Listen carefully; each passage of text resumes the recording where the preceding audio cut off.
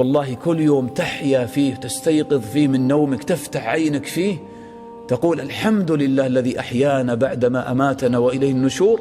والله هذا اليوم أعظم نعمة من الله تعالى عليك بعد نعمة الإسلام، أن الله تعالى أمد لك في عمرك، أعطاك حياة جديدة، يوما جديدا تعبد الله فيه، تتوب إلى الله تعالى فيه، تراجع فيه نفسك، تستعد فيه للقاء ربك.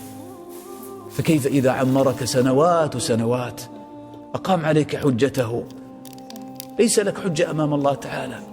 كما جاء في الحديث: أعذر الله تعالى إلى امرئ بلغه إلى 60 سنة وأنت تعيش في الدنيا، ماذا فعلت؟